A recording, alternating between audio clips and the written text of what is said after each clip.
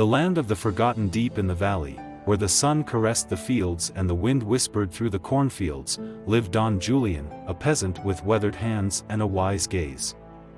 His life, like that of his father and grandfather before him, revolved around the land. He rose before dawn and worked until the sun set behind the mountains. His wife, Rosa, accompanied him with the same dedication, while their children, Tomas and Lucia, learned from a young age that the countryside does not forgive laziness. Every day was a battle against time and nature. The rains were slow to arrive, and when they did, they often brought storms that devastated the crops. However, Don Julian never gave up. "The land gives us, but it also tests us," he used to say. One day, a businessman from the city arrived in the village with promises of progress. He offered to buy the farmer's land to build a factory. Many, exhausted by the hardships, began to sell, seeing it as an opportunity to escape poverty. But Don Julian refused.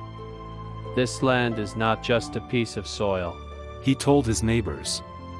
"It is our history, our livelihood, and our children's legacy." Despite his words, most accepted the money and left.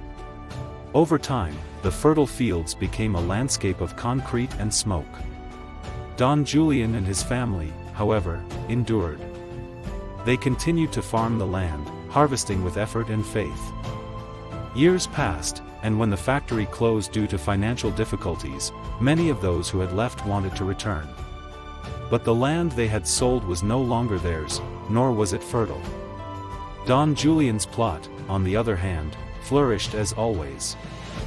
It was then that they understood what he had always known: the land is not only a means of livelihood, but the lifeblood of those who work it. From then on, the story of Don Julian and his family became an example in the valley. His children, rather than abandoning the fields, found new ways to make farming profitable, combining tradition with technology. And so, what seemed like the end became a new beginning.